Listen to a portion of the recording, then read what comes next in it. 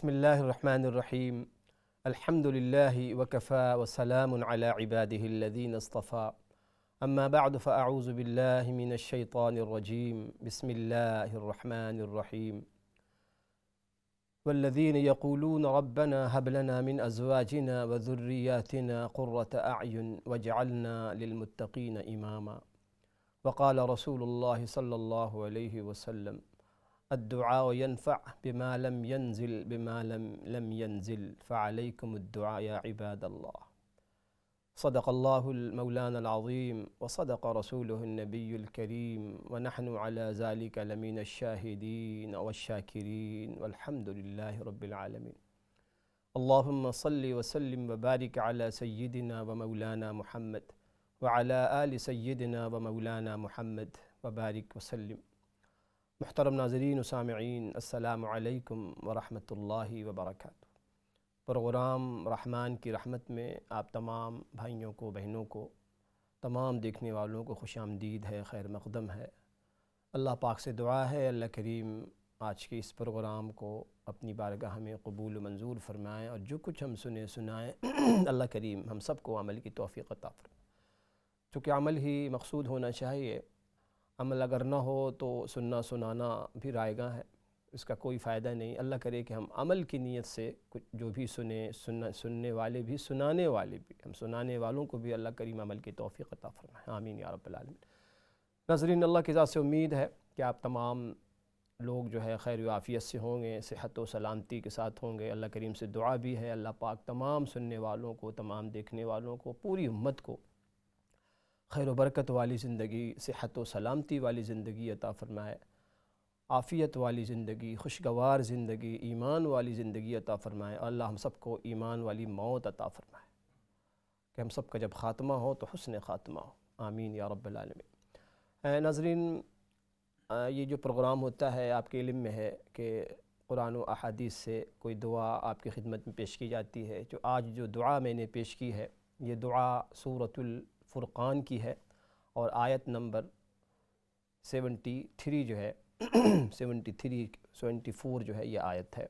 और इस आयत के अंदर, इस दुआ के अंदर अल्लाह पाक ने असल में इसका जो पीछे सियाक़ व सबाक़ है वो ये है कि वह इबादुर्रहमान, अल्लाह पाक ने अपने नेक बंदों का तज़किरा फ़रमाया। आप अगर कुरान मजीद का मुताला करें तो कुरान मजीद ने एक तो अंबिया अलैहिस्सलातु वस्सलाम की दुआएँ नक़ल की हैं और दूसरे अल्लाह पाक ने अपने नेक बंदों की दुआओं का भी तज़किरा किया है। कभी सूरह लुक़मान में हज़रत लुक़मान अलैहिर्रिज़वान का तज़किरा है, कभी हज़रत मरियम है, और इसके अलावा असहाब कहफ़ की दुआएँ हैं। तो बेशुमार मकामात पर अल्लाह पाक ने अपने नेक बंदों का तज़किरा किया है। कहीं मोमिन कौन होते हैं, मोमिन की सिफ़ात बयान की हैं, उनके औसाफ़ बयान किए हैं कि मोमिन किन किन सिफ़ात का हामिल होता है।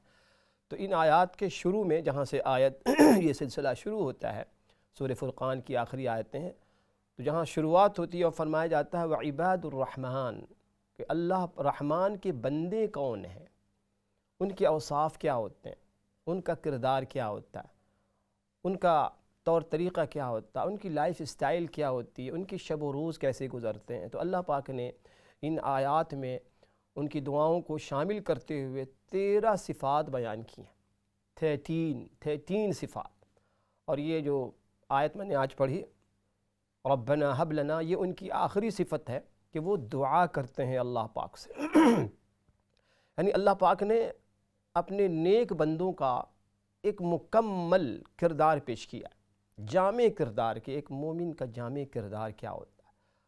दुआ स्क्रीन पर आप देख सकते हैं, रब्बना हब लना मिन अज़वाजिना व ज़ुर्रिय्यातिना क़ुर्रता अअयुन वजअलना लिलमुत्तक़ीना इमामा, जिसका तर्जमा यह है, रब्बना, ऐ हमारे परवरदिगार, हब लना मिन अज़वाजिना व ज़ुर्रिय्यातिना, कि हमें अपनी बीवियों और अपने बच्चों यानी अपनी औलाद की जानिब से आँखों की ठंडक अता फ़रमा, हमें अता फ़रमा। किसकी जानिब से, यानी बच्चे, अहल व इयाल, बाल बच्चों की तरफ से, बीवियों की तरफ से क्या अता फ़रमा, आँखों की ठंडक अता फ़रमा कि आँखें हमारी ठंडी हों। वजअलना लिलमुत्तक़ीना इमामा, और अल्लाह हमें मुत्तक़ियों का इमाम पेशवा बना दे। ये तो लफ्ज़ी तर्जुमा है। اب دیکھیں کہ یہاں اللہ پاک نے 13 صفات جو بیان کی ہیں ناظرین، وعباد الرحمن سے آپ اگر سورہ فرقان پڑھیں تو آپ انجوائے کریں گے کہ جب آپ ان آیات پہ پہنچیں اور پھر اس کا ترجمہ آپ پڑھیں اور سمجھیں کہ اللہ پاک نے بڑے پیارے انداز میں کہ رحمان کے بندے کون ہیں، رحمان کے بندے کون ہیں، ان کے کیا کیا اوصاف۔ ایک تو یہاں دیکھیں کہ یہاں رحمان کے بندے، حالانکہ عباد اللہ بھی ہو سکتا تھا، اللہ پاک کے 99 اسماء حسنہ ہیں، کسی اور صفاتی نام کی طرف نسبت کر دیا جاتا عباد کا، عباد عبد کی جمع ہے بندے، لیکن نہیں، یہاں رحمان کی طرف نسبت کی گئی۔ اصل میں یہ بتانا مقصود ہے کہ اللہ کے جو بندے ہیں نا، جتنے بھی اللہ کے بندے ہیں، خاص کر کے وہ لوگ جو نیک بندے ہیں، ان کے اندر رحمانیت کا مظہر ہونا چاہیے، ان کی زندگی کے اندر، ان کے طور طریقے کے اندر رحمانیت کا مظہر ہونا چاہیے، کشش ہونی چاہیے، پرتو ہونا چاہیے، ان کے اطوار میں، ان کے طور طریقے میں، ان کے بیہیویئر میں، ان کے اخلاق میں، ان کے عادات میں رحمت کا پرتو ہونا چاہیے، ان کے ہر ایکشن کے اندر رحمانیت کا اثر ہونا چاہیے کہ دیکھنے والا خود بخود اعمال کو دیکھ کے سمجھ جائے کہ یہ رحمان کے بندے ہیں، ان کے اندر رحمت کا عنصر سب سے زیادہ غالب ہے اور اغلب ہے۔ تو بہرحال یہاں سے شروع کیا عباد الرحمن، پھر مختلف ان کی صفات بیان کی کہ وہ راتوں کو جاگتے ہیں، والذین یبیتون لربہم سجدا وقیاما، ان کی رات ایسی گزرتی ہے قیام میں اور سجود میں اور قعود میں، والذین اذا انفقوا، جب وہ خرچ کرتے ہیں تو نہ تو وہ اسراف کرتے ہیں اور نہ وہ تبذیر کرتے ہیں، نہ وہ زیادتی کرتے ہیں، نہ وہ تنگی کرتے ہیں۔ آگے فرمایا کہ والذین یمشون، جب وہ چلتے ہیں تو ہونا علی الارض ہونا، ان کی چال ڈھال میں کیا ہوتی، عاجزی انکساری ہوتی، اکڑ کر نہیں چلتے۔ تو اللہ پاک نے مختلف ان کی صفات، والذین لا یدعون مع اللہ الہا آخر، جو اللہ پاک کو پکارتے ہیں شرک کے بغیر، اللہ کی ذات میں صفات میں کسی کو شریک نہیں ٹھہراتے۔ تو اللہ پاک نے 13 صفات بیان کی ہیں، آخری صفت یہ بیان کی کہ ربنا ہب لنا من ازواجنا وذریاتنا قرۃ اعین، کہ اے ہمارے پروردگار ہمیں کیا عطا فرما، اپنے بچے اور اپنی بیویوں کی طرف سے کیا عطا فرما، آنکھوں کی ٹھنڈک۔ حسن بصری رحمۃ اللہ علیہ فرماتے ہیں کہ آنکھوں کی ٹھنڈک سے کیا مراد؟ فرمایا کہ آنکھوں کی ٹھنڈک سے مراد یہ ہے کہ میں اپنے بچوں کو، اپنی اولاد کو، یعنی اپنے گھر والوں کو آپ کی اطاعت میں مصروف دیکھوں، مشغول دیکھوں کہ میرے بچے یا میرے گھر والے آپ کی عبادت میں، آپ سے ان کا تعلق ہے، آپ کا ان سے رشتہ ہے۔ ظاہر ہے کہ اللہ والے جو لوگ ہوں گے ان کو تو خوشی جب ہوگی نا، ان کو اپنی اولاد کی طرف سے اور اپنی بیویوں کی طرف سے، اہل و عیال کی طرف سے آنکھیں کب ٹھنڈی ہوں گی؟ جب وہ اپنی بچوں کو دیندار دیکھیں گے، جو اپنے بچوں کو، اپنے گھر والوں کو اللہ والا دیکھیں گے، ان کے اندر دینداری دیکھیں گے، ان کے اندر اطاعت و فرما برداری دیکھیں گے، ان کو اللہ کے سامنے عاجزی انکساری کے ساتھ جھکتے ہوئے دیکھیں گے۔ تو یہ قرآن یہ بتا رہا ہے کہ جو اللہ والے لوگ ہوتے ہیں، رحمان کے وہ بندے ہوتے ہیں، وہ صرف اپنی عبادت پر اکتفا نہیں کرتے کہ خود بہت نیک ہیں جی، تہجد گزار بھی ہیں، نماز بھی پڑھ رہے ہیں، روزی بھی، نہیں، اسی پر اکتفا نہیں کرتے، بلکہ وہ چاہتے ہیں کہ ان کی اولاد بھی نیک ہو، تبھی تو دینداری کا یعنی فارمولہ مکمل ہوتا ہے، ورنہ دینداری تو ناقص ہے۔ آپ خود بہت نیک ہیں، آپ مسجدوں سے منسلک ہیں، آپ قرآن سے منسلک ہیں، آپ حدیث سے پر عمل ہو رہا ہے، آپ تسبیحات کے ماشاءاللہ عادی ہیں، آپ جو ہے تلاوت کر رہے ہیں، آپ نوافل پڑھ رہے ہیں، لیکن اولاد بالکل اپوزٹ سائڈ میں جا رہی، اپوزٹ ڈائریکشن میں جا رہی، تو یہ دینداری نہیں ہے، یہ ناقص دینداری ہے، یہ ناقص دینداری ہے۔ تو اللہ والے، اللہ پاک جو ہے نا پورا ایک دینداری کا ماڈل پیش کر رہے ہیں۔ کیا ہوں میں بتاؤں میرے بندوں کہ میرے جو سچے بندے ہیں، عباد الرحمن ہیں، وہ کس قسم کی دینداری اختیار کرتے ہیں؟ ان کی دینداری بڑی مکمل ہوتی ہے، جتنی فکر وہ اپنی کرتے ہیں، اپنے اخلاق کی اصلاح کے، اپنے عقائد کی اصلاح کی، اپنے اعمال کی اصلاح کی، اور صرف فکر نہیں کرتے، کوشش بھی کرتے ہیں، کوشاں رہتے ہیں، صرف دعا نہیں کرتے۔ اب دیکھیں ان آیات میں ساری چیزیں رکھ دی گئی ہیں کہ وہ صرف دعا پر اکتفا نہیں کرتے، ان کا ذاتی عمل بھی 100% اسلامی ہوتا ہے۔ اور ہمارے ساتھ حضرت مولانا بھی تشریف فرما ہے ناظرین، ان سے بھی انشاءاللہ ہم مستفید ہوں گے، ان آیات کے روشنی میں حضرت سے انشاءاللہ جانیں گے کہ ان آیات کے روشنی میں حضرت ہمارے ناظرین کو مستفید فرمائیں۔ جی حضرت السلام علیکم ورحمۃ اللہ۔ وعلیکم السلام ورحمۃ اللہ۔ خیریت سے حضرت؟ ٹھیک ہے، شکر اللہ، آپ خیریت سے؟ جی اللہ کرم۔ حضرت یہ آیت میں نے پیش کی ہے آج، اس جی آیت بھی ہے، دعا بھی ہے، اور اس حوالے سے میں عرض کر رہا تھا ناظرین کو، آپ بھی ہمارے ناظرین کو مستفید فرمائیں۔ بسم اللہ الرحمن الرحیم نحمدہ و نصلی و نسلم علی رسول الکریم اما بعد۔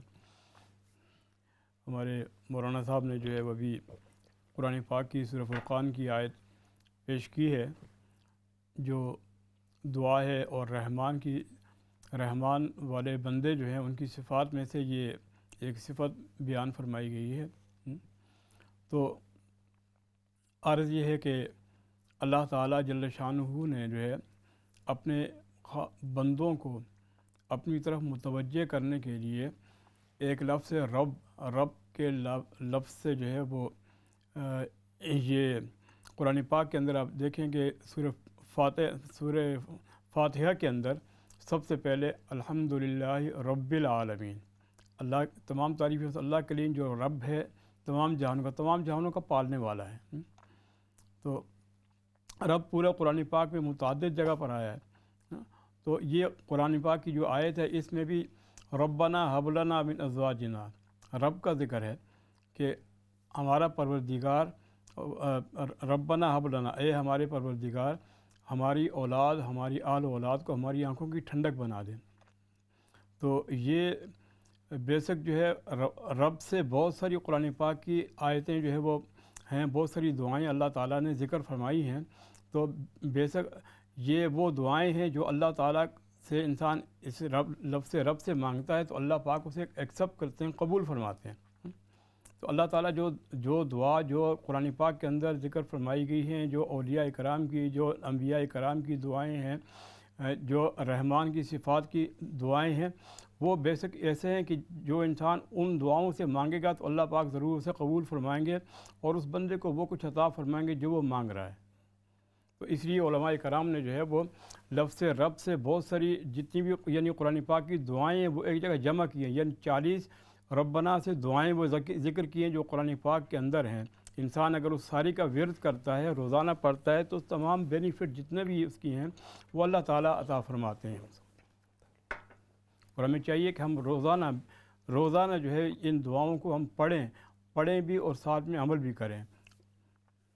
دعا کا بیسک مقصد یہ ہوتا ہے کہ انسان اللہ سے اپنا تعلق قائم رکھے، اللہ سے مانگے، کیونکہ سارا کچھ دینے والے اللہ ہیں۔ کچھ چیزیں ایسی ہوتی ہیں اللہ پاک فری میں دے دیتے ہیں، کچھ چیزیں ایسی ہوتی ہیں جو اللہ سے مانگنی پڑتی ہیں۔ ہاں، جیسے نارمل انسان کو زندگی اللہ نے دی ہے، اللہ تعالیٰ انسان کا رزاق بھی ہے، رزق بھی دیتا ہے، سب کچھ دیتا ہے، لیکن آپ کو زیادہ رزق چاہیے، اچھی لائف چاہیے تو آپ اللہ سے مانگیں گے کہ اللہ میری لائف اچھی کر، مجھے اچھی لائف دے، مجھے اچھا مکان دے، میری رزق میں برکت عطا فرما، میری اولاد کو نیک صالح بنا۔ یہ چیزیں ہم اللہ سے مانگیں گے تو اللہ تعالیٰ ہمیں یقیناً عطا فرمائیں گے۔ جزاک اللہ، بہت بہت شکریہ، جزاکم اللہ۔ تو ناظرین میں عرض کر رہا تھا کہ اس دعا کے اندر اللہ پاک نے نیکی اور نیک لوگوں کی ایک مکمل تصویر پیش کی ہے کہ نیک لوگ، آج بڑی غلط فہمی لوگ ہوتی ہے نا، لوگ یہ کہتے ہیں کہ جی آپ لوگ صرف دعا کے چکر میں لگا دیتے ہیں، تو دعا ہی دعا۔ بلا شبہ اس میں کوئی شک نہیں کہ دیکھیں دعا کا اپنا ایک دائرہ ہے۔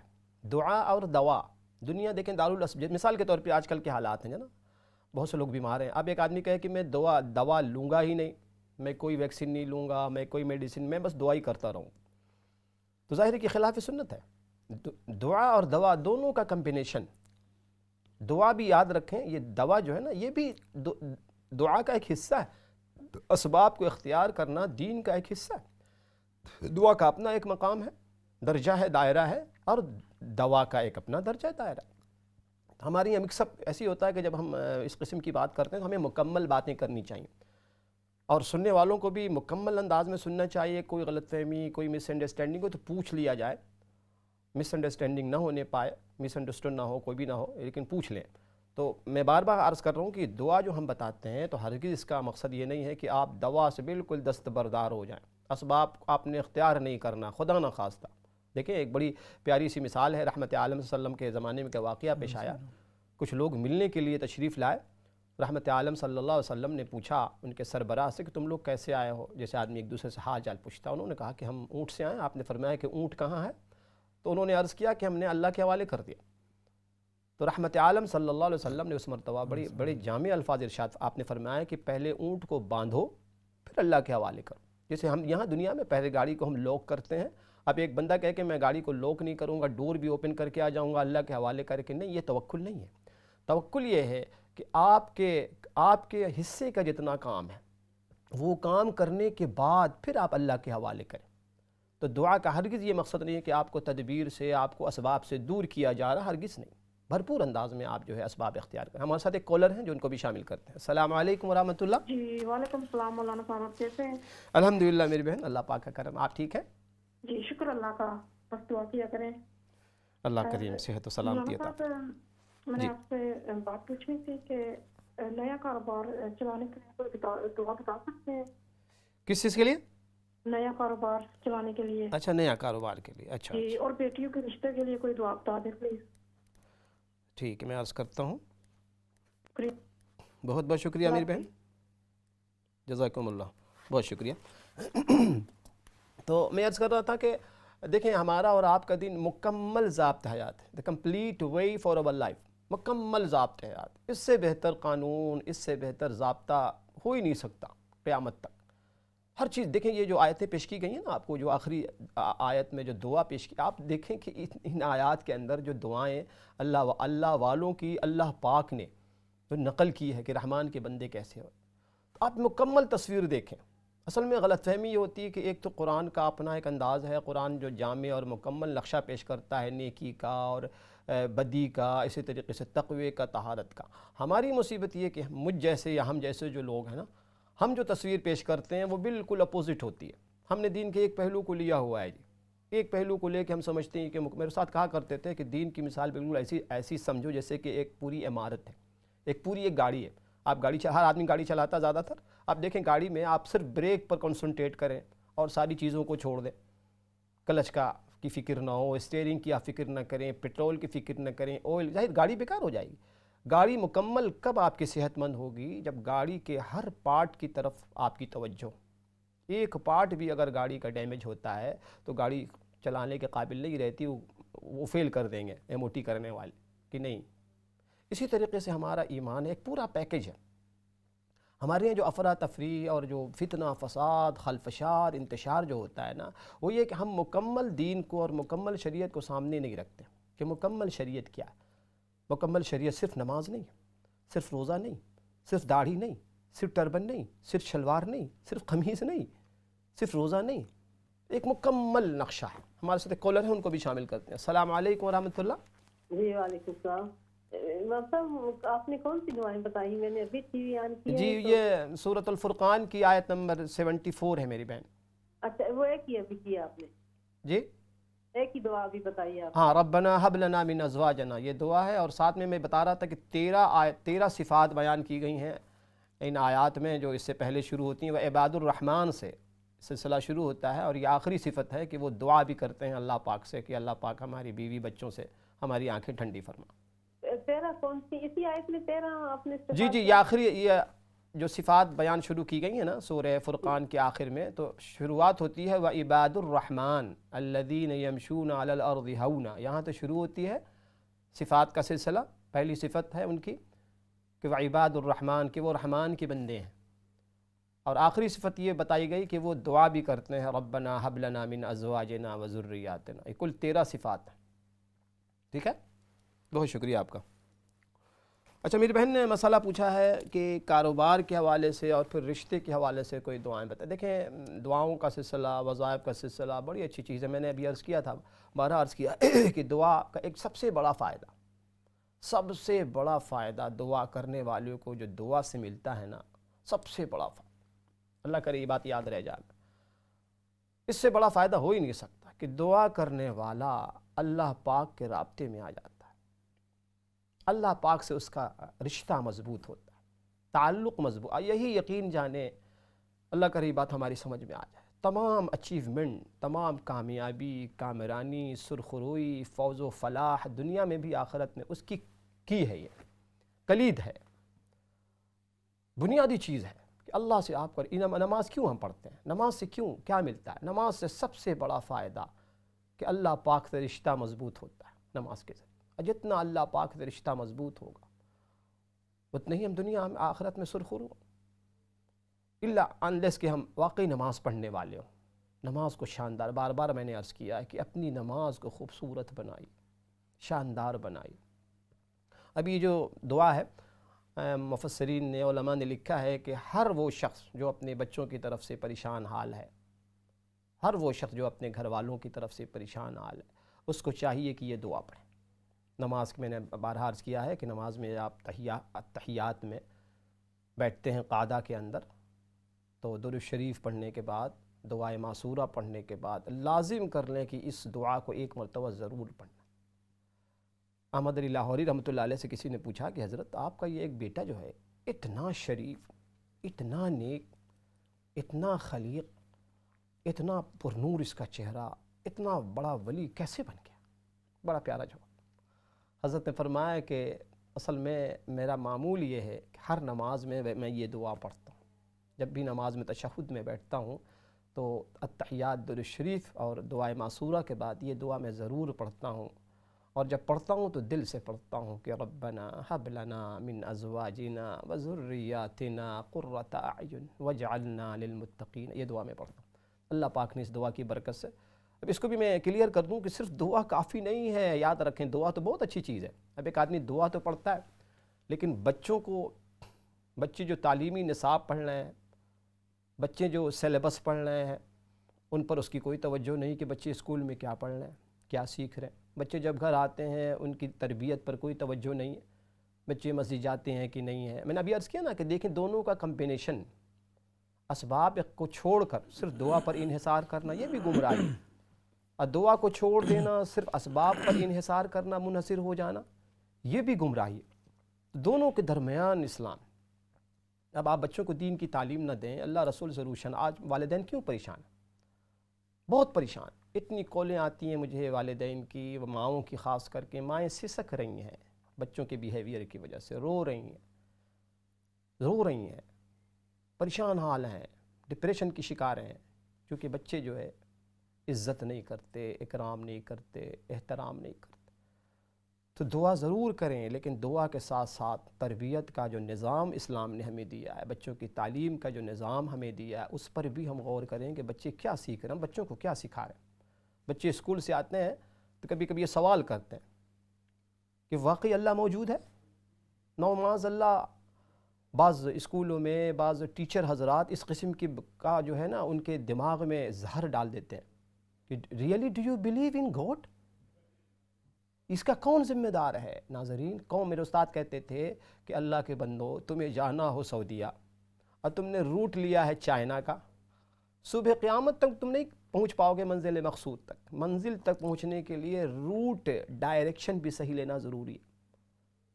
ہم نے جانا ہو جہاں جس ملک میں، تو وہاں کا ڈائریکشن بھی تو آپ نے، حالانکہ آپ نے فلائٹ لی ہے، ٹکٹ بھی خریدا ہے، بکنگ بھی کرائی ہے، پوری تیاری آپ نے کی ہے، لیکن آپ نے ڈائریکشن رانگ لیا ہوا ہے۔ بچے اسکول جا رہے ہیں، بہت اچھی بات، اللہ کرے خوب اللہ برکت دے علوم میں، علم میں، عمل میں، عقل میں، فہم میں، شعور میں، لیکن روٹ غلط ہے۔ اسلامی تعلیم ہم دے ہی نہیں رہے ہیں بچوں کو، اور ایکسپیکٹ یہ کر رہے ہیں کہ بڑا ہو کے ہمارا بچہ رازی کی جگہ لے لے گا، غزالی بن جائے گا، اور جنید بن جائے گا، اور اللہ اکبر ابراہیم ابن ادہم بن جائے گا، اور حسن بصری بن جائے گا، اور بیٹی رابعہ بصریہ بن جائے گی۔ It doesn't make sense. It doesn't work like this. اللہ کری سمجھ میں ہماری آ جائے۔ ہم نے اگر بچوں کو واقعی راضی و غزالی بنانا ہے تو اسی ڈائریکشن پہ ڈالیے، بچوں کو پڑھائیے۔ دیکھیے بچوں نے قرآن کے بارے میں کیا سیکھا، دین کے بارے میں کیا سیکھا، بچوں کی تربیت ہو رہی ہے کہ نہیں ہو رہی۔ تو بہرحال ایک تو یہ دعا ہم نے کرنی ہے ہر نماز میں، ہر والدین، مائیں بھی، والدین، والد بھی، مائیں بھی دعا پڑھیں۔ خواتین سے میری گزارش ہے، اور نماز کو ذرا سا اپ گریڈ کریں ہم لوگ، اللہ کا واسطہ ہے، نماز کو اپ گریڈ کیجیے۔ نماز ہماری وہی گھسی پٹی ہوئی صدیوں سے جو چلی آ رہی، 3 مرتبہ سبحان ربی العظیم، 3 مرتبہ سبحان ربی الاعلیٰ، اور کوئی دعا ہم پڑھنے کو تیار نہیں ہیں، چونکہ 100 سال پہلے مولوی صاحب نے یا کسی نے اردو کتاب بازار میں ہم نے خرید لی ہے 2 روپے کی، اسی کے مطابق آج تک ہماری نماز چل رہی۔ بھائی سجدے میں جب جائیں، اللہ کے نبی صلی اللہ علیہ وسلم کے بارے میں جب سجدے میں جاتے تو آپ یہ دعا پڑھتے تھے، اللہم یا مقلب القلوب ثبت قلبی علی دینک، کثرت سے یہ دعا پڑھتے تھے۔ آپ جب اتحیات سے فارغ ہوتے، اتحیات کے اندر، قعدہ کے اندر اور دعائیں بھی پڑھتے تھے، اللہم اغفر لی ما قدمت وما اخرت وما اسررت وما اعلنت۔ تو آپ جو دعائیں یاد ہیں وہ تو پڑھیں کم از کم۔ تو مختصر سے ایک بریک کے لیے بھی جانا ہے ناظرین، بریک کے بعد پھر انشاءاللہ تعالی حاضری ہوگی اور اس دعا کے حوالے سے مزید بات ہوگی۔ السلام علیکم ورحمۃ اللہ وبرکاتہ۔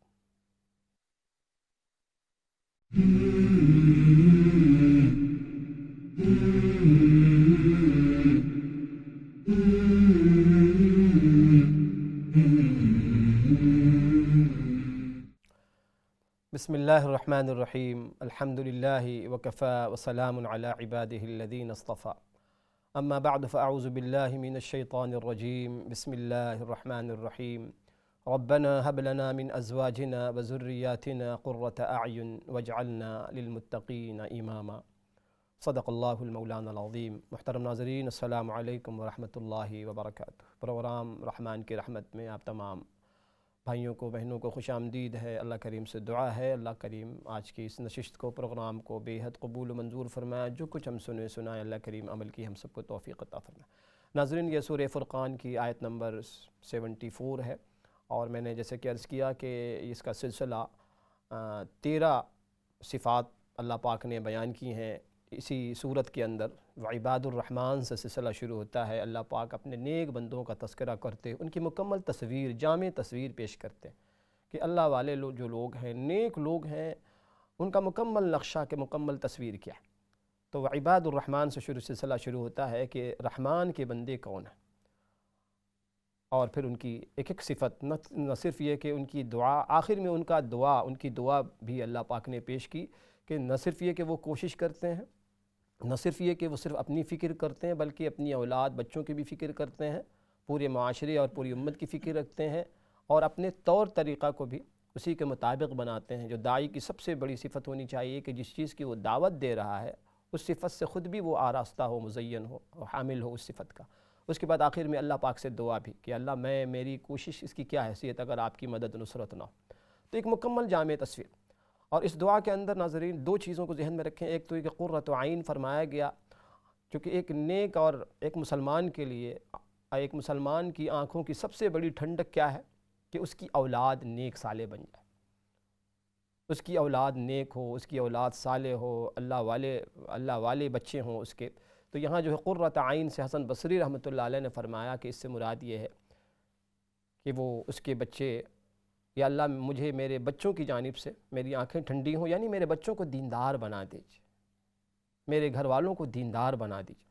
اور اگلے جملے میں فرمایا کہ وَجَعَلْنَا لِلْمُتَّقِينَ اماما، کہ ہمیں متقین کا پیشوا امام بنا دیجیے۔ بظاہر اس آیت سے ایسا لگتا ہے کہ جو اللہ والے لوگ ہیں یا اللہ سے منصب چاہتے ہیں، اقتدار چاہتے ہیں، ظاہر ہے کہ پیشوا بننے کی خواہش کا اظہار کرنا اسلام میں ویسے پسند نہیں کیا گیا ہے کہ آدمی یہ دعا کرے کہ اللہ مجھے آپ صاحب اقتدار بنا دیجئے، صدر مملکت بنا دیجئے، مجھے بہت بڑی پوسٹ حاصل ہو، پوزیشن میں ہوں، اور پھر بظاہر اس کو پسند نہیں کیا گیا۔ تو اس کا اصل مفہوم بتایا مفسرین نے کہ اس کا اصل مفہوم یہ ہے کہ اصل میں جو گھر کا باپ ہوتا ہے، والد ہوتے ہیں، شوہر جو ہوتا ہے وہ اپنے گھر کا پیشوا ہوتا ہے، سربراہ ہوتا ہے۔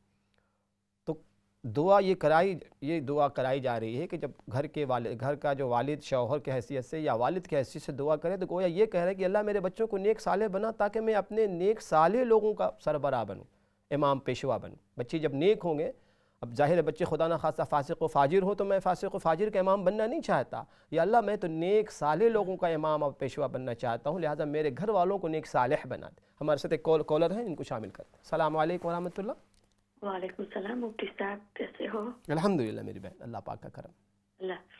میرے 2 یا 3 سوال ہے۔ جی پہلے سوال جو آپ نے ابھی بتایا دعائیں پڑھنے کے لیے، وہ ہم ایوری رکعت کے سجدے میں پڑھنی ہے یا صرف فرض نماز کے بعد یہ فوراً اتحیات کے بعد پڑھنی ہے، یا نماز ختم کرنے کے بعد یہ دعائیں پڑھنی ہے؟ جی دوسرا سوال میرا یہ ہے کہ فار ایگزامپل میری جوہر کی نماز اتنی لیٹ ہو گئی کہ عصر کا وقت ہو گیا، صرف 5 منٹ باقی ہے، تو میں نے جلدی 4 فرض تو ادا کر لی، مگر یہ سنت مؤکدہ مجھے یہ بھی ادا کرنی ہے۔ اچھا، جوہر کی نماز دیر سے پڑھ رہی ہیں آپ؟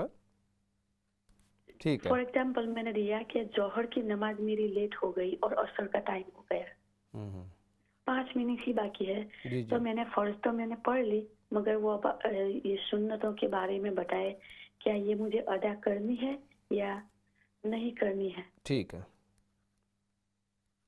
दूसरा वो भूल गई, तीसरा सवाल तो। अच्छा, कोई बात नहीं, कोई बात हाँ, ये मेरी आंखों में से पानी बहुत निकलता है, आंखों की तकलीफ हो गई है, दोबारा सर्जरी हुई नहीं। अच्छा डायबिटीज के लिए, मगर ठीक नहीं हो रही है और पानी दोनों आंखों में से बहुत निकल रहा है। प्लीज मुझे कुछ बताएं उसके लिए कि पानी खत्म हो। ठीक है इंशाल्लाह। बहुत शुक्रिया जी, बहुत शुक्रिया जी। और कॉल है? तो बदल उसके बाद जो सवाल था मेरी बहन ने किया था कारोबार के बारे में, और देखें कारोबार के बारे में एक तो सबसे जो बड़ी चीज़ है, मैंने पहले भी अर्ज़ किया है कि सबसे जो बड़ा वजीफ़ा है वो नमाज है। नमाज से अल्लाह पाक का रिश्ता मजबूत होता है, और यही वतीरा तरीक़ा सहाबा कराम का था। जब भी कोई मसला दरपेश होता नमाज़ पढ़ते, नमाज 2 रकात सलातुल हाजत पढ़ें, अल्लाह पाक से दुआ करें। उसके बाद मैंने पहले भी अर्ज़ किया है कि अल्लाह पाक के 4 सिफ़ाती नाम हैं, या सुबूह या कुद्दूस या गफ़ूर या वदूद। इनको आप 100 मरतबा पढ़ें, और 100 मरतबा पढ़ने के बाद आप जो अल्लाह पाक से दुआ करें, इंशाअल्लाह रिश्ता भी अच्छा होगा, मिलेगा। अल्लाह पाक से दुआ भी मांगें, और कारोबार भी इंशाअल्लाह उसमें बरकत होगी, क्या कारोबार में भी इंशाअल्लाह तरक्की होगी। जी कॉलर हमारे साथ हैं। अस्सलाम वालेकुम रहमतुल्लाह। वालेकुम सलाम रहमतुल्लाहि बरकातहू। हम सब कैसे हैं? जी अल्हम्दुलिल्लाह, अल्लाह पाक का करम है। जी मैं अलम साहब, मुझे ना आपकी चैरिटी का नंबर चाहिए, जहाँ आपका प्राइवेट नंबर, जहाँ मैं प्राइवेट बात कर सकूँ, वो मुझे नंबर। हाँ, स्टूडियो से वो दे देंगे आपको, ऑफिस में से, ठीक है, वो आपको दे देंगे इंशाअल्लाह ताला। और कोई सवाल हो, मसला पूछना हो तो ज़रूर पूछ लीजिएगा। और कोई कॉल है? ठीक है, बहुत शुक्रिया। अच्छा, अगला जो है मेरी बहन ने पूछा है कि जो दुआ है ये कब पढ़ें। देखें, ये दुआ आप हमेशा पढ़ सकती हैं, कोई ऐसी पाबंदी नहीं है वक्त की दुआ के हवाले से। जब जी चाहे आप फारिग हों दुआ पढ़ती रहें, ज़बानी याद कर लें इस दुआ को, ख़ास करके नमाज़ों के अंदर। तो नमाज़ों के अंदर से मुराद ये है कि जब आप तहियात पढ़ती हैं, तशहुद में बैठती हैं, और आखिरी क़ादा, जैसे आखिरी तशहुद, इसे अरबी में क़ादा कहते हैं, क़ाद ऊला और क़ाद आखिरा, लास्ट जो हम बैठते हैं सलाम फिरने के लिए, तो उसको क़ाद आखिरा कहते हैं। तो सलाम फिरने से पहले ये दुआ आप पढ़ लें, रब्बना हब लना मिन अज़वाजिना व ज़ुर्रिया। आप कोशिश करें कि जब दुआ पढ़ें तो इसका तर्जमा मफ़हूम आपके ज़हन में हो कि आप अल्लाह पाक से क्या मांगो। असल में होता ये हमारे यहाँ नमाज में जो तबीयत ना लगने की बहुत सी वजूहत, एक वजह ये भी है कि जब हम कोई सूरत पढ़ रहे होते हैं, कोई दुआ पढ़ रहे होते हैं, तो उसका तर्जुमा मफ़हूम भी हमारे जहन में नहीं होता, खुसूसन दुआओं के हवाले से। जो दुआ आप पढ़ें कोशिश करें कि इसका मफ़हूम तर्जुमा आपके जहन में हो कि आप अल्लाह पाक से क्या मांग रहे हैं। जब आप ये समझ के मांगेंगी ना कि अल्लाह से आप क्या मांग रही हैं, क्या मांग रहे हैं, तो फिर आपकी फ़ीलिंग भी शामिल होगी। तो इसको जहन में रखें। तो आप जो है नमाज जब पढ़ें तो सलाम फिरने से पहले, वो नमाज नफ़ल हो, वो फ़र्ज़ हो, वो वाजिब हो, वो वितर हो, कोई भी नमाज हो, इसमें आप पढ़। अगला सवाल आपने किया कि ज़ोहर की नमाज़ आपने उस वक्त पढ़ी है जब सिर्फ 5 मिनट रह जाता है असर में, असर का वक्त शुरू हो जाता है। तो ऐसे मौके पर ज़ाहिर है कि आप सिर्फ फ़र्ज़ पढ़ेंगी, और असल में सुन्नत जो मुअक्कदा है ना, ये गैर मुअक्कदा, इन नमाज़ों की क़ज़ा नहीं होती। इसलिए हमें कोशिश करनी चाहिए कि ख़ास करके आजकल के दिनों में देखें नमाज का वक्त बहुत मुख्तसर सा रहता है, ज़ोहर का वक्त शुरू हुआ कि ख़त्म हो जाता है। तो कोशिश करें कि जैसे ही नमाज का वक्त शुरू हो नमाज को अदा कर लें, वरना नमाज फिर बिल्कुल रह जाती है। और सुन्नतों की क़ज़ा नहीं है।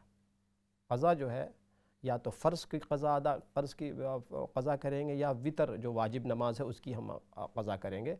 नवाफिल और सुन्नतों की क़ज़ा नहीं होती है, ठीक है। तीसरा सवाल आपने किया था कि आँखों से आपके पानी आता है। देखिए 7 मरतबा सूरह क़ाफ़ के अंदर ये आयत है, फ़कशफ़ना अन्का ग़िताअका फ़बसरुका अल-यौम हदीद। इसको 11 मरतबा आप पढ़ें और उंगली में ब्लो करके आँख में फेर लें। इसी तरह 11 मरतबा या नूरु या नूरु या नूरु, अल्लाह पाक सिफ़ाती नाम है, इसको भी आप पढ़ के दम कर सकती हैं इंशाअल्लाह ताला।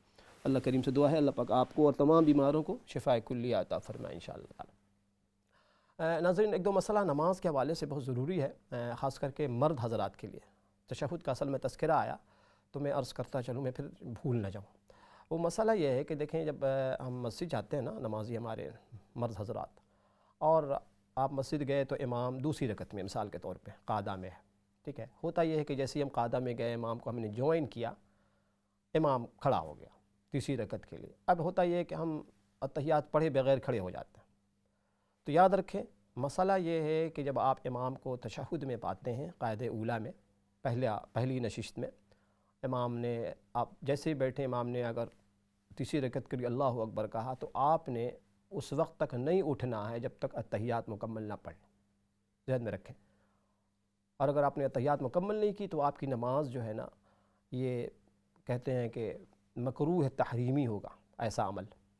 اسی طرح آخری رکعت میں آپ جیسے بیٹھے امام نے سلام پھیر دیا تو آپ کھڑے نہ ہوں جب تک اتحیات مکمل نہ کر لیں، ورنہ آپ کی نماز جو ہے مکروہ تحریمی ہوگی۔ ہمارے ساتھ ایک کالر ہے، ان کو بھی شامل کرتے ہیں۔ السلام علیکم۔ وعلیکم السلام۔ جی میری بہن، جی الحمدللہ۔ میرا سوال آپ سے یہ ہے جی کہ جو آپ نے دعا بتائی ہے ہر نماز کے بعد، وہ کون سے سپارے میں ہے؟ یہ سورہ فرقان ہے، سورہ فرقان۔ جی جی اچھا ہاں ٹھیک ہے، سورہ فرقان کی آیت نمبر 74 ہے۔ 74۔ Thank you very much. جزاک اللہ، بہت شکریہ۔ تو نماز کے حوالے سے بہت سے ایسے مسائل ہیں کہ عوام نہیں، اچھے اچھے لوگ سالہ سال سے مسجد جا رہے ہیں۔ یہ دو مسئلہ میں نے عرض کیا کہ جب آپ امام کو پائیں تشہد میں تو اپنی اتحیات مکمل کریں، چاہے امام کھڑا ہو جائے، اتحیات پڑھے بغیر آپ کھڑے نہ ہوں، بالکل نہ، اتحیات مکمل کر لیں ورنہ آپ کی نماز مکروہ تحریمی ہوگی۔ نمبر 2 مسئلہ یہ ہے کہ جب امام کے ساتھ آپ مسجد میں نماز پڑھتے ہیں تو امام کے اللہ اکبر کہنے ایکشن جب امام چینج کرتا ہے اللہ اکبر کہہ کے، تو پہلے امام کو وہ ایکشن کر لینے دیں پھر آپ کریں۔ مثال کے طور پہ ابھی امام نے آمین کہا نہیں، ہم نے آمین کہہ دیا۔ امام ابھی رکوع میں گیا نہیں، ہم رکوع میں چلے گئے۔ امام ابھی رکوع سے اٹھا نہیں، ہم رکوع سے اٹھ گئے۔ امام نے صرف اللہ اکبر کہا، ہم سجدے سے بالکل باہر اٹھ گئے۔ تو اس کا خیال رکھیں کہ ہمیں حکم یہ ہے کہ امام کے بعد ہمیں وہ ایکشن کرنا ہے۔ جب امام کہہ دے پوری ولضالین آمین، پھر آپ آمین کہیں۔ امام اللہ سلام جب پورا پھیر دے، دونوں سلام، بہتر تو یہ ہے کہ جب امام دونوں سلام پھیر دے پھر آپ سلام پھیریں۔ ہمارے یہاں کے امام نے السلام علیکم کہا نہیں کہ لوگ سارے کے سارے الا ماشاء اللہ سلام پھیر دیتے ہیں۔ یہ مسئلہ بہت سنگین ہے، اس کو ذہن میں رکھیے گا۔ ہمارے ساتھ ایک کالر ہیں، ان کو بھی شامل کرتے ہیں۔ السلام علیکم ورحمۃ اللہ۔ جی السلام علیکم، عمران گلاب بات کر رہا ہوں جی لندن سے۔ جی جی فرمائیے۔ ماشاء اللہ آپ کا پروگرام ماشاء اللہ بہت اچھا جا رہا ہے۔ میں نے بس کوئکلی کوشچن پوچھنا تھا آپ سے۔ جی جی جیسا کہ آپ آج کل آپ کو پتہ ہے یوٹیوب وغیرہ اور میڈیا پہ نا کافی آپ ڈفرینٹ علماء کو سنتے ہیں، تو میں سن رہا تھا کہ وہ کہہ رہے ہیں کہ اگر آپ سفر وغیرہ میں ہوں، اگر آپ سفر میں ہوں، اگر شہر سے باہر آپ جا رہے ہوں سفر مصروفیات کی وجہ سے، تو آپ نمازوں کو جمع کر سکتے ہیں۔ اور اگر مطلب کہ کہہ رہے تھے کہ حضرت عمر رضی اللہ ان کے دور میں جو ہے نا یہ ختم ہو گیا تھا، لیکن وہ کہہ رہے ہیں کہ اس کے بارے میں کوئی 100% پروف نہیں ہے کہ یہ جو ہے نا ہم نمازوں کو جمع نہیں کر سکتے۔ تو اس کے بارے میں آپ کی کیا رائے ہے کہ اگر آپ سفر کے لیے ہوں تو آپ ظہر عصر یا مغرب عشاء کو جمع کر سکتے ہیں؟ اور دوسرا کوشچن میں پوچھنا چاہ رہا تھا کہ جب ہم نماز میں پڑھے جو ہی ہم رکوع میں جاتے ہیں تو کچھ لوگ امام سے پہلے ہی ہاتھ چھوڑ دیتے ہیں، تو یہ چیز کرنی چاہیے لوگوں کو؟ کیونکہ کافی لوگوں کو دیکھا ہے کبھی امام نے ہاتھ نہیں چھوڑے اور وہ پہلے چھوڑ دیتے ہیں، تو یہ کس یہ نماز کے رکن میں آتا ہے کہ نہیں؟ اس میں آپ تھوڑی پلیز روشنی ڈالیے گا۔ بہت شکریہ، بہت شکریہ بھائی، جزاکم اللہ عمران بھائی، جزاکم اللہ۔ پہلا مسئلہ عمران بھائی نے آپ پہلے تو بہت بہت شکریہ آپ کی کال کا، آپ کی عزت افزائی اور ہمت افزائی کے اللہ کریم بہت برکتیں عطا فرمائے۔ عمران بھائی پہلا مسئلہ آپ نے سفر کے حوالے سے پوچھا کہ دیکھیں اس میں تھوڑا سا ہمیں کشادہ دلی کا مظاہرہ کرنا۔ ہمارے یہاں مصیبت یہ ہے کہ جس اسکول آف تھاٹ پہ ہم ہوتے ہیں نا، اس پر بہت اچھی بات ہے، آپ بالکل تسلط کے ساتھ اور تعمق کے ساتھ مضبوطی کے ساتھ آپ جمے رہیں، اس میں کوئی شک نہیں۔ لیکن دوسرے جو اسکول آف تھاٹ ہیں، اگر کسی کے پاس کوئی حدیث ہے، کوئی دلیل ہے، تو ہم اس کو غلط نہیں کہہ سکتے، ہم اس کو رد نہیں کر سکتے، بڑا احتیاط کرنا چاہیے۔ مثال کے طور پہ ہمارے یہاں امام حضرات امام شافعی رحمۃ اللہ علیہ، امام مالک ان کے فالوورز ہیں، اور پھر ان کے پاس پوری ایک فقہ ہے، مدون ہے، ان کے پاس پورا ایک سسٹم ہے، نظام ہے فقہ کا، اس کی روشنی میں وہ عمل کرتے ہیں، تو ہم ان کو غلط نہیں کہہ سکتے۔ تو شرعی حکم یہی ہے، کسی کے پاس اگر کوئی شرعی دلیل ہو، کوئی حدیث ہو، کوئی پروف ہو، تو آپ اس کو براہ راست رد نہیں کر سکتے کہ میں افضل آپ غیر نہیں، افضل غیر افضل کا تو ہمیں پتہ ہی کوئی نہیں کہ ہمارا کوئی بھی عمل اللہ کے قبول بھی ہو رہا ہے کہ نہیں۔ تو کشادہ دلی کا مظاہرہ کرنا چاہیے، جیسا ہمارے بڑوں کا طریقہ ہوا کرتا تھا، ٹھیک ہے۔ تو سفر میں دیکھیں اس بات کی گنجائش ہے، ہمارے یہاں نہیں ہے، احناف کے یہاں، دوسرے یہاں گنجائش ہے کہ اگر آپ سفر پہ ہوتے ہیں، مسافر ہیں، شرعی مسافر ہیں، تو آپ جو ہے ظہر عصر کو جمع کر سکتے ہیں اور مغرب عشاء کو جمع کر سکتے ہیں، کیونکہ آپ سفر کی حالت میں ہوتے ہیں، اور سفر میں یہ ہے کہ آپ نے ایک نماز اگر پڑھ لی تو دوسری نماز کے لیے وقت ملا نہ ملا اور جگہ ملی نہ ملی، تو اس کی گنجائش ہے، وہ اس کو دوسرے لوگ اس کے قائل ہیں، تو بے شک اس پہ عمل کریں۔ اور ہمارا یہ ہے کہ ہمارے یہاں یہ ہے کہ اس کی گنجائش نہیں، ہاں یعنی صورتاً جمع تو کر سکتے ہیں، حقیقت صورتاً یہ ہے کہ مثال کے طور پہ آپ نے ظہر کی نماز کو آخر وقت میں پڑھ لی، پھر ظہر پڑھ کے جب آپ فارغ ہوئے تو عصر کا وقت شروع ہو گیا، تو جمع سوری تو کر سکتے ہیں، حقیقی جمع نہیں کر سکتے کہ ابھی ایک نماز کا وقت شروع ہی نہیں ہوا، مثال کے طور پہ ابھی ظہر کا وقت 1:00 پہ آپ پڑھنا چاہتے ہیں، تو ابھی تو عصر کا وقت شروع ہی نہیں ہوا، تو ہمارے علماء کہتے ہیں کہ ابھی عصر کا وقت چونکہ شروع نہیں ہوا ہے، اور نماز کے فرائض میں سے ایک فریضہ یہ بھی ہے کہ وقت کا داخل ہونا، تو ہمارے یہاں احناف میں اس کی اجازت نہیں، لیکن دوسرے جو بھائی ہمارے کرتے ہیں ان کے پاس اگر کوئی دلیل ہے، کوئی حدیث ہے، کوئی پروف ہے، تو بے شک سبحان اللہ وہ کریں، ہم ان کو غلط کہنے کے اہل نہیں ہیں، ہمیں حق نہیں، ہمیں رائٹ نہیں ہے کہ ہم غلط کہیں، رد کریں ان کو، معاذ اللہ، ٹھیک ہے، اس کا خیال رکھیں۔ اور مختلف علماء سے مراد ہے کہ دیکھیں ڈاکٹر بھی مختلف ہوتے ہیں اور ملک کے، اور بہت سی باتیں الگ الگ ہوتی ہیں، تو ظاہر ہے کہ ہم اس کو مینیج کرتے ہیں، اللہ پاک سے دعا بھی ہم کریں یا اللہ ہمیں اچھے علماء، اور ہم جب بھی بیان سنا کریں تو اس کی ہم تحقیق کیا کریں کہ جس کا ہم بیان سن رہے ہیں وہ کون لوگ ہیں، ان کا مسلک کیا ہے، ان کا عقیدہ کیا ہے، یعنی جیسے دنیا کے ہر معاملے میں ہم تحقیق کرتے ہیں، کوئی چیز خریدتے ہیں تو ایکسپائری ڈیٹ چیک کر لیتے ہیں، تو اسی طریقے سے دیکھیں اچھے برے لوگ ہر دور میں رہے ہیں، رہیں گے، آدم علیہ السلام اور شیطان کی کشمکش قیامت تک جاری و ساری رہے گی، تو اسی طرح اچھے لوگوں کو ہم تلاش کریں، ان کے بیان سے ہم اخذ کریں۔ کہتے ہیں اللہ والا کون ہے، اذا رؤوا ذکر اللہ، اللہ والوں کی شان یہ ہے کہ پہچان بتائی گئی، جب آپ ان کو دیکھو تو اللہ یاد آ جائے، تو آپ اپنے اندر وہ شعور پیدا کریں کہ آپ پہچان سکیں کہ اللہ والے صحیح لوگ کون، صحیح علماء کون ہیں، ورنہ تو ایسے لوگ آپ کو ملیں گے کہ الامان والحفیظ، الامان والحفیظ، ہر طرح کے لوگ مارکیٹ پہ ہیں۔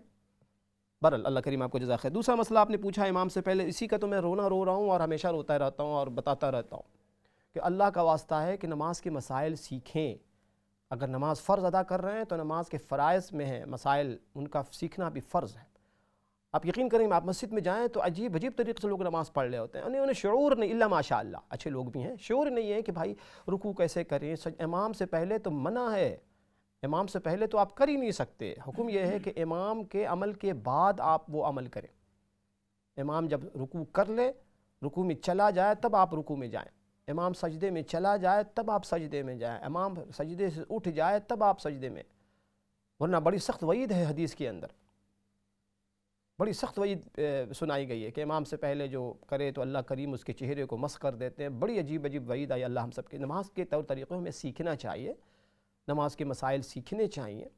ابھی میں نے عرض کیا نا کہ ہمارے یہاں لوگ تشہد میں لوگ بیٹھتے ہیں، تو میں نے دیکھا کہ مثال کے طور پہ کسی کی ایک رکعت ہوئی ہے، امام کی آخری رکعت ہے، وہ اتحیات پڑھ کے بیٹھ جاتے ہیں، ایسے موقع پر یہ ہے کہ امام کے ساتھ جو ہے نا آپ بھی ساری دعائیں پڑھ لیں، اتحیات بھی پڑھیں، درود شریف بھی پڑھ لیں، پھر جب امام سلام پھیر دے دونوں تب آپ کھڑے ہو جائیں، خاموش نہ رہیں، مسجد جب آئیں تو ریلیکس ہو کے جائیں، دوڑ کر نہ جائیں، اس چکر میں کہ وہ رکعت مل جائے، بھائی وہ رکعت آپ بعد میں پڑھ لیں گے، کس بات کا رش ہے آپ کو، آپ ایکسٹرا پڑھ لیں ایک رکعت اور کیا مصیبت ہے۔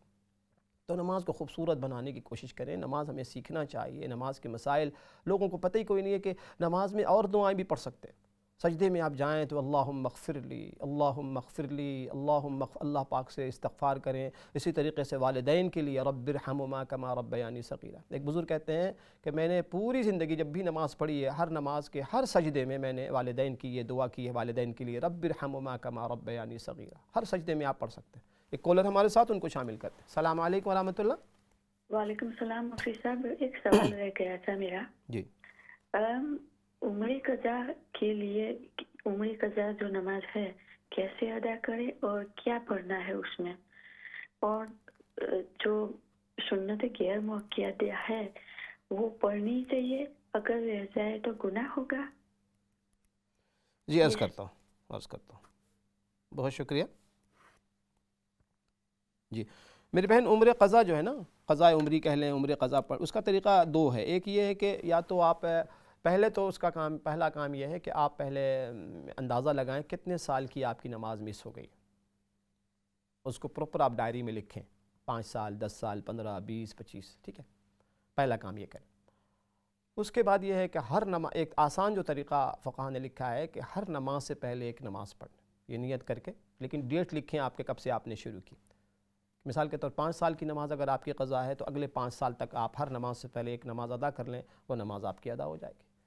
ہاں جب عشاء پڑھیں، عشاء کی قضا، تو اس میں وتر بھی شامل کر لیں، تاکہ اگلے 5 سال تک، یا 10 سال کی قضا ہے تو اگلے 10 سال تک ایسا عمل کرتے رہیں، 15 سال کی قضا ہے تو اگلے 15 سال تک آپ ایسا ہی عمل کرتے رہیں تو آپ کا یہ کام پورا ہو جائے گا. آپ نے سنت مؤکدہ پوچھا ہے، دیکھیں سنت مؤکدہ کا پڑھنا واجب کی طرح ہے. سنت مؤکدہ is like very close to واجب. جیسے واجب کا ادا کرنا ضروری ہوتا ہے واجب عمل کا، سنت مؤکدہ کا بھی پڑھنا واجب ہوتا ہے. لیکن چونکہ اینڈ آف دا ڈے ہے سنت، اس کی قضا نہیں ہے، قضا نہیں ادا کریں گے آپ. ٹھیک ہے، تو کوشش یہ کریں. میں نے دیکھیں پڑھا عرض کیا ہے کہ یہ ایسے ایام آ گئے ہیں، الحمدللہ سردی کا زمانہ ہے، راتیں لمبی، دن بہت مختصر سا. کتنا اچھا ہوتا کہ ہم راتوں کے اندر تھوڑی سی نمازیں، تہجد، تھوڑی سی تلاوت، ذکر و اذکار، تھوڑی سی بچوں کی تربیت، تھوڑی سی قرآن کی تفسیر کر لیں، اور تھوڑا سا وقت اللہ کے ذکر میں گزاریں. چونکہ دیکھیں جس دور سے ہم اور آپ گزر رہے ہیں نا، بڑے فتنوں کا دور ہے میری بہن، بہت فتنوں کا دور ہے. طرح طرح کے فتنے، طرح طرح کے مسائل، اولاد کا مسئلہ، بیوی کا مسئلہ، بچوں کا مسئلہ، شوہر کا مسئلہ، ہر شخص پریشان حال. الگ الگ پریشانیوں میں ہم گھرے ہوئے ہیں، اندرونی، بیرونی، معاشی مسئلہ، معیشت کا مسئلہ، اخلاقی مسئلہ، تربیت کا مسئلہ، اسٹریس کا مسئلہ، طرح طرح کی بیماریاں، ڈپریشن کا مسئلہ، اسٹریس میں لوگ مبتلا ہیں، طرح طرح کی بیماریوں مبتلا ہیں، یہ وائرس وہ وائرس. کتنا اچھا ہو کہ ہم تھوڑی دیر کے لیے اللہ سے لو لگائیں، دعاؤں کا معمول بنائیں. صرف دعا پڑھیں نہیں، دعا مانگیں. مفتی شفیع صاحب رحمۃ اللہ علیہ نے لکھا ہے کہ اللہ پاک نے ہمیں دعا مانگنے کا حکم دیا ہے. فدعو، اللہ کو پکارو، دعا مانگو، پڑھنے کا نہیں. ہم لوگ تو دعا پڑھنے والے بن گئے، یا تو ہم دعا پڑھتے نہیں ہیں، دعا مانگتے نہیں ہیں، یا پھر دعا کی توفیق بھی ہوتی، دعا صرف پڑھنے والے، دعا کو رٹا لگا کے ہم نے یاد کر لیا، بڑی مشکل سے دعا یاد ہوئی تو دعا ہم نے پڑھ لی. پڑھنا نہیں ہے، پڑھنے کے ساتھ ساتھ دعا مانگنا ہے. جیسے منگتا کسی کے سامنے مانگتا ہے، سائل بھکاری بن کے اللہ سے مانگے. میرے استاد کہتے تھے جیسے بچے ضد کر کے ماں باپ سے منواتے ہیں نا کوئی بات، اللہ سے ضد کرو، یا اللہ جی مان جائیے نا، یا اللہ جی مان جائیے نا، یا اللہ راضی ہو جائیے نا. جیسے بچہ ماں سے ضد کر کے اپنی ضد منواتا ہے، اللہ سے ضد کیا کرو، میرے اللہ آپ مان جائیے، میرے اللہ آپ راضی ہو جائیے، میرے اللہ معاف کر دیجئے، میرے اللہ میرے بچوں کو نیک بنا دیجئے. اور دعا کے ساتھ ساتھ عملی اقدام، گھروں میں اسلامی ماحول کوشش کریں کہ آپ کے گھروں میں، حدیث میں آتا ہے کہ اپنے گھروں کو قبرستان نہ بناؤ. کیا مطلب؟ لا تتخذوا بیوتکم قبورا. کیا مطلب؟ یعنی گھروں میں نماز کا، روزے کا، ذکر و اذکار کا. میرے ساتھ کہا کرتے تھے دیکھو جس دور سے ہم اور آپ گزر رہے ہیں بے دینی کا طوفان ہے، اور طوفان کو روکنے کے لیے طوفان چاہیے. ہلکا پھلکا فلڈ ہوتا ہے نا تو مختصر سی کوشش سے آدمی اسے بچاؤ کر سکتا ہے، لیکن جب فلڈ طوفان کی شکل اختیار کر لے تو یقین جانیے گا کہ بے دینی کے مقابلے میں دینداری کا طوفان لائیے. اپنے گھروں میں اتنا اللہ رسول کا تذکرہ کیجئے، اتنی بڑائی بیان کیجئے، اتنا ذکر کیجئے کہ بے دینی دم توڑ دے، بے دینی کا دم گھٹنے لگے. آج مصیبت یہ ہے کہ بے دینی کا طوفان ہے، اور اس طوفان کو روکنے کے لیے ہم نہ صرف یہ کہ کوئی عملی اقدام نہیں کرتے، ہم معاون بن جاتے ہیں. بے حیائی، بے شرمی، گانا بجانا، ہر بچے کے ہاتھ میں فون ہے. ہم کبھی غلطی سے بھی نہیں دیکھتے کہ بچے کیا دیکھ رہے ہیں فون پہ، کون سی سائٹ استعمال کر رہے ہیں، کس سائٹ پہ جا رہے ہیں. کہیں حواس باختہ تو نہیں ہو رہے ہیں، اخلاق باختہ تو نہیں ہو رہے ہیں، کہ ان کی اللہ اکبر غلط ڈائریکشن پہ تو نہیں جا رہے ہیں، کہیں ڈرٹی چیز تو نہیں دیکھ رہے ہیں. اسکول میں کون کہاں جا رہے ہیں، کس سے کے ساتھ اٹھنا ہے، بیٹھنا ہے، کون سی دوستی ہے ان کی، رات کیسے گزرتی ہے، دن کیسے گزرتا ہے. کبھی ہم نے غور کیا؟ بچے جب ویکینڈ پہ ہوتے ہیں کوشش کریں ہم بچوں کو بٹھائیں. ابھی سردیوں کی چھٹی ہوگی، ابھی سے پلان کریں کہ 2-3 ہفتوں میں بچوں کو انشاءاللہ کوئی دینداری کا کورس کرائیں گے، قرآن اور احادیث کا کورس کرائیں گے. ہم خود بیٹھیں گے، والدین بیٹھیں بچوں کے ساتھ، بچوں کے دوست بن جائیں، والدہ بچیوں کی سہیلی دوست بن جائے، والد بچوں کے دوست بن جائیں. دوست بن کے بچوں کو ہم ان کو عزت دیں، ان کو اکرام دیں، ان سے شیئر کریں، ان سے کہیں کہ ساری بات. بچے ڈپریشن کے شکار ہو رہے ہیں دوری کی وجہ سے، کیونکہ ہم نے دنیا کی کمائی کو اپنا مقصد زندگی بنایا ہوا ہے. مقصد زندگی اور کوئی مقصد نہیں. زیادہ زیادہ پیسہ جمع کرو، پراپرٹی اور یہ پلاٹ مل جائے، وہ فلیٹ، یہ گاڑی، وہ بنگلہ، اس سے آگے ہم نکلتے نہیں. اور پھر آخر میں جب پانی سر سے اونچا ہو جاتا ہے تو کہتے ہیں مولوی صاحب کوئی تعویذ دے دیجئے. بھائی مولوی صاحب کے پاس تعویذ ہو تو اپنے گھر والوں کے لیے نہ استعمال کر لیں. تو اللہ کریم سے دعا ہے ناظرین، اللہ ہم سب کو آپ سب کو دین کی سمجھ عطا فرمائے اور اپنے اور اپنے حبیب صلی اللہ علیہ وسلم سے عشق والا تعلق عطا فرمائے. اب عشق کی ضرورت ہے. تو اللہ کریم سے دعا ہے اللہ کریم آپ آج کے سننے سنانے کو اپنی بارگاہ میں قبول فرمائے. انشاءاللہ پھر اگلے ہفتے ایک نئی دعا کے ساتھ آپ کی خدمت میں حاضری ہوگی. اپنا بہت خیال رکھیے گا. السلام علیکم ورحمۃ اللہ وبرکاتہ.